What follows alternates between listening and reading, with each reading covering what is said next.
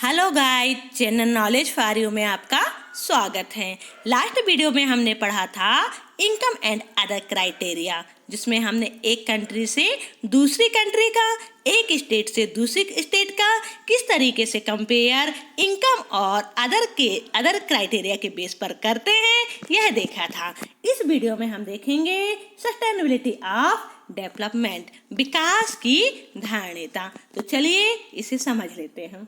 Sustainable development is development that meets current needs without compromising on the ability to meet the needs of future generations. तो धारणीय विकास या sustainable development वह development कहलाता है कि जिसमें हम फ्यूचर जनरेशन की जो ability to meet the needs हुआ करती है, उसे कंप्रोमाइजिंग किए बिना ही करंट नीड्स को फुलफिल कर सकें, उनकी आवश्यकताओं की हम पूर्ति कर सकें। इसे फिर से समझ लीजिए कि धारणीय विकास वह विकास है जो कि आपका भावी पीढ़ियों की आवश्यकता की पूर्ति की क्षमता से समझौता किए बिना, कंप्रोमाइज किए बिना करंट नीड्स को क्या करते हैं, पूरा कर देते हैं, उसे फुलफिल कर देते हैं। तो उसे धारणीय विकास या सस्टेनेबल डेवलपमेंट कहते हैं। सस्टेनेबल डेवलपमेंट का मीन्स परमानेंट डेवलप भी होता है। मतलब क्या हो जाए, जब परमानेंट या स्थायी विकास हो जाए तो हम उसे क्या कहेंगे, धारणीय विकास कहेंगे।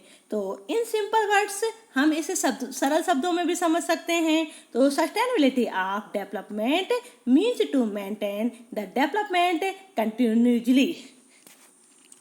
तो यहाँ पर हम क्या देखेंगे कि विकास की जो धारणीयता है, जो सस्टेनेबिलिटी आपका डेवलपमेंट है, वो कैसा हो, वो कंटिन्यू हो। यदि कंटिन्यू है, लगातार है, तो वो क्या कहलाएगा, विकास की धारणीयता कहलाएगा।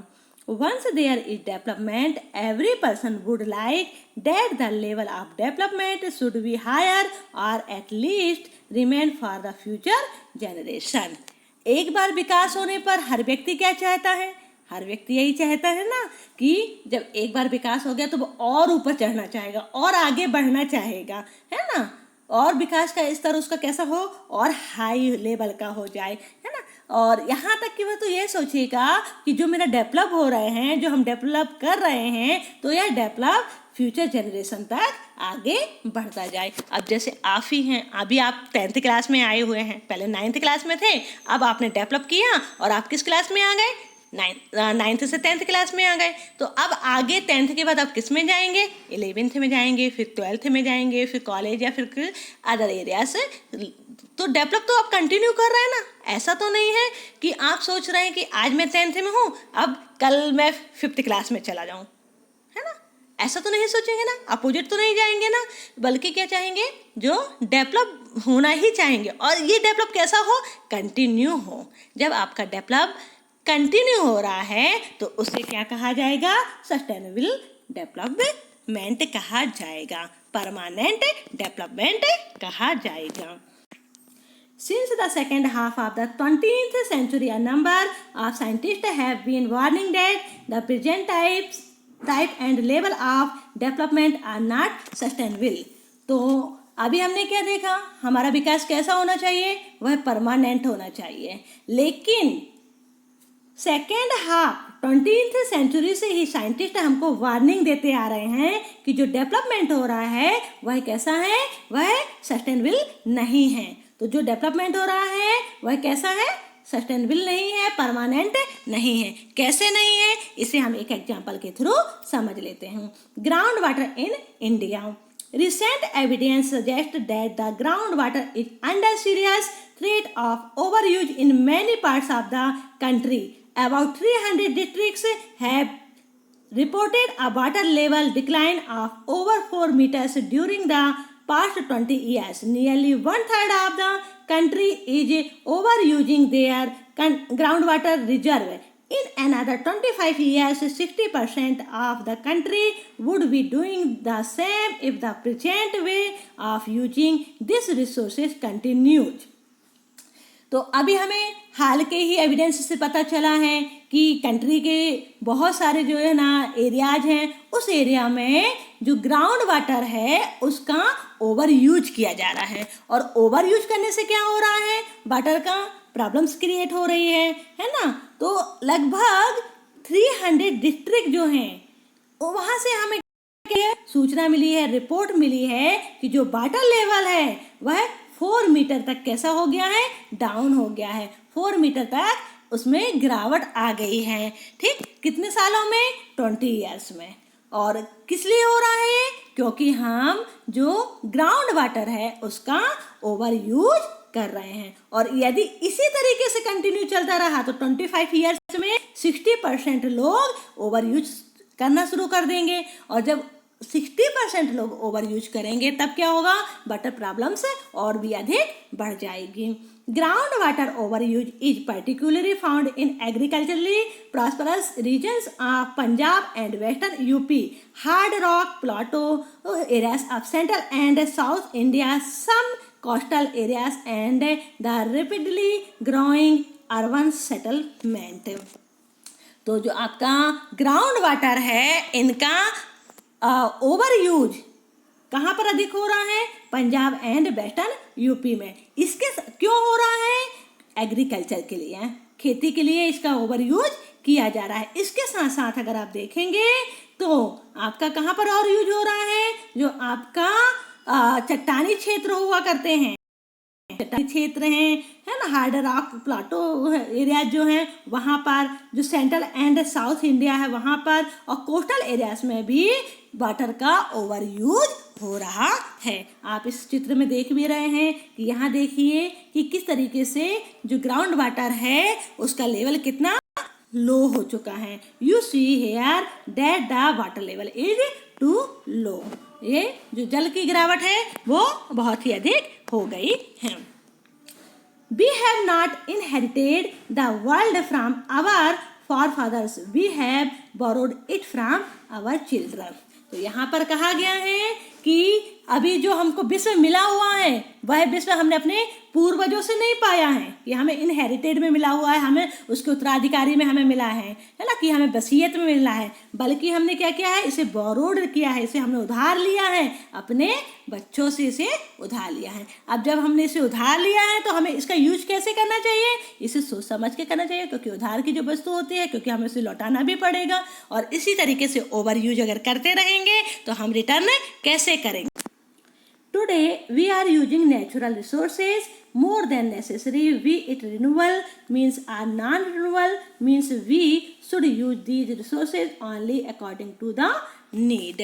तो आज हम क्या कर रहे हैं, आज हम नेचुरल रिसोर्सेज को मिस यूज कर रहे हैं, ज़रूरत से ज़्यादा उनका यूज कर रहे हैं। हमें जितनी आवश्यकता है हम उससे भी कहीं ज़्यादा उनका यूज कर रहे हैं। तो जो रिन्यूअल मीन्स होते हैं और नॉन रिन्यूअल मीन्स हुआ करते हैं, तो वो क्या है, वह उनकी ज़रूरत से ज़्यादा यूज करेंगे तो एक टाइम ऐसा आएगा कि जब वह साधन या जो रिसोर्सेज हैं वो धीरे धीरे क्या हो जाएंगे, समाप्त हो जाएंगे।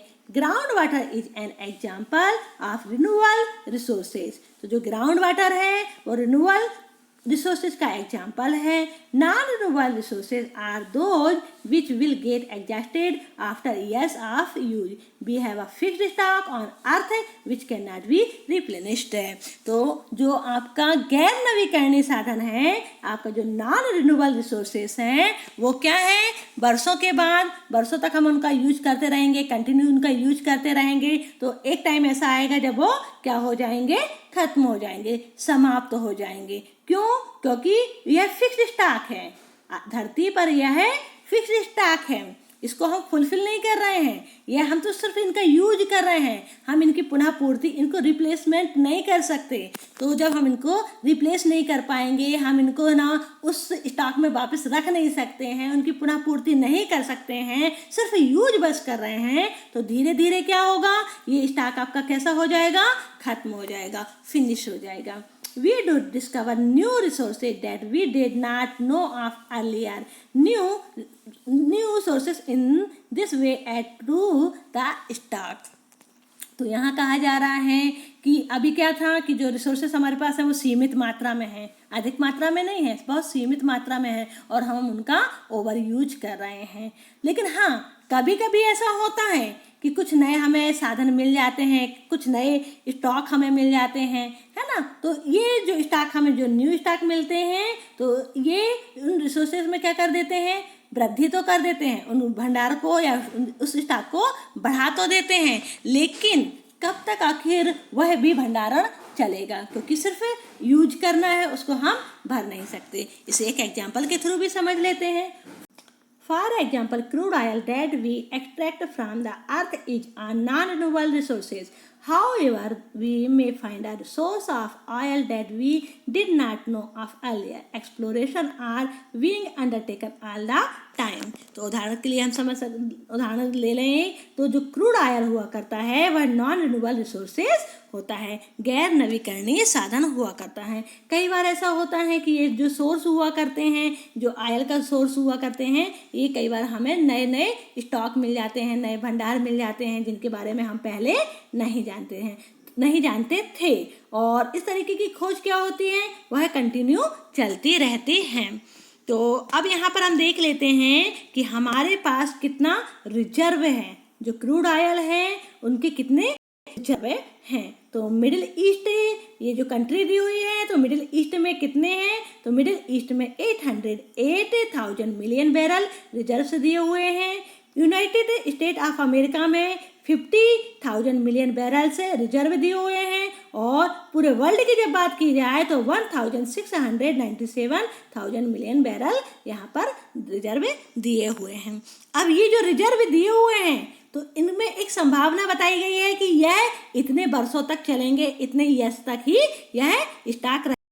देखते हैं कि मिडिल ईस्ट में जो स्टॉक दिया हुआ है, जो रिजर्व दिया है, वो 70 ईयर तक ही चलने की संभावना है। यूनाइटेड स्टेट ऑफ अमेरिका की बात अगर करें तो 10 ईयर तक ही चलेगा। और पूरे वर्ल्ड की जब बात करेंगे तो लगभग 50 ईयर तक चलने की संभावना व्यक्त की गई है। The table gives an estimate of reserve of crude oil. More important, it also tells as far how many years the stock of crude oil will last if people continue to extract it at the present rate. The reserve would last only 50 years more. This is for the world as a whole.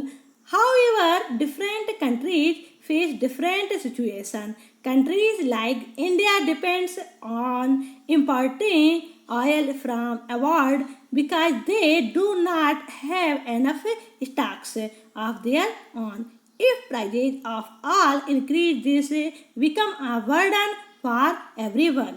There are countries like USA which have low reserves and hence want to source oil through our economic power. तो यहाँ पर कहा गया है कि जो यह table है, ये टेबल बता रही है कि जो क्रूड ऑयल के जो रिजर्व दिए गए हैं वो कैसे हैं। फर्स्ट कॉलम में आपने देखा कि कितने बेटल दिया हुआ है ना। और यह जो आपका जो कच्चा तेल है या जो क्रूड ऑयल है आपका, ये पूरे वर्ल्ड की बात चल रही है। और लगभग पूरे वर्ल्ड में क्या बोला जा रहा है, यह 50 ईयर तक ही चलने की संभावना है।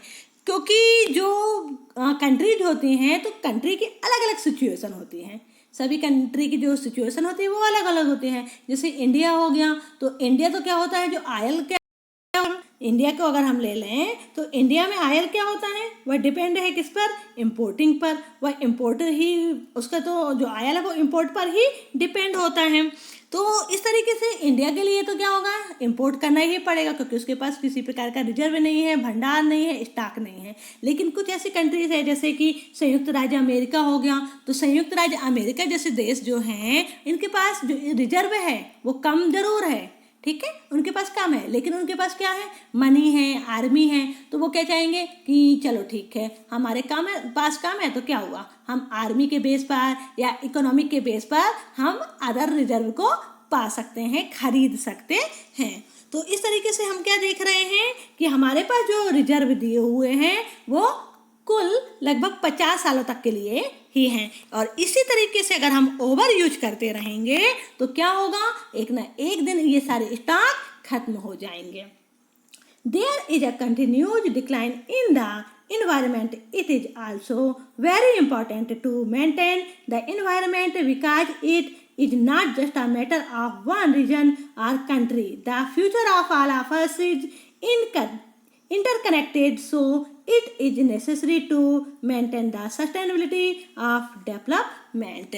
तो अब हमें ये सारी चीज़ें कहाँ से मिलती हैं? आपने जो नॉन रिन्यूएबल रिसोर्सेज देखे तो ये चीज़ें हमें कहाँ से मिलती हैं? ये सारी चीज़ें हमें नेचर से मिलती है ना, ये सारी चीज़ें हम प्रकृति से मिलती हैं। और इस समय प्रकृति में क्या हो रहा है, पर्यावरण में क्या हो रहा है, कंटिन्यू क्या हो रही है, वो डिक्लाइन हो रही है ना।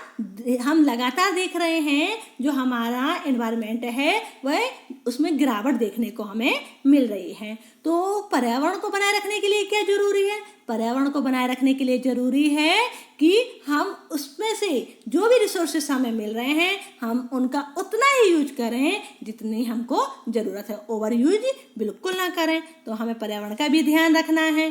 क्यों पर्यावरण का ध्यान इसलिए रखना है क्योंकि यह एक देश या क्षेत्रीय बस की बात नहीं है कि बस एक देश की बात है कि भाई ठीक है ख़त्म हो जाएगा तो क्या करेंगे, हम दूसरे देश से मंगा लेंगे या दूसरे एरिया से मंगा लेंगे। पर यह तो एक देश या एक कंट्री की बस बात नहीं है, ये तो क्या हो गया, ये सारी वर्ल्ड की बात हो गई। क्यों सारे वर्ल्ड की बात हो गई? क्योंकि हम सभी का जो फ्यूचर है वो इंटरकनेक्टेड है, एक दूसरों से इंटरकनेक्टेड हैं। तो इसलिए जो डेवलपमेंट होना चाहिए तो वो कैसा होना चाहिए, सस्टेनेबिलिटी होना चाहिए। विकास कैसा होना चाहिए, उसमें सस्टेनेबिलिटी होनी चाहिए, धारणीयता होनी चाहिए। मतलब जो डेवलपमेंट होना चाहिए वो कुल मिला के कहा जाए तो वो परमानेंट डेवलपमेंट होना चाहिए। ऐसा डेवलपमेंट जिसमें हम तो यूज कर सकें, साथ में आने वाले जो फ्यूचर जेनरेशन है वह भी उन रिसोर्सेज का यूज कर सके। तो वही चीज़ क्या कहलाएगी, आपकी सस्टेनेबिलिटी ऑफ डेवलपमेंट कहलाएगी। तो इस तरीके से आपका यह चैप्टर समाप्त होता है। इसके बाद हम मिलते हैं नेक्स्ट चैप्टर में। तब तक के लिए आप सभी को हमारा नमस्ते।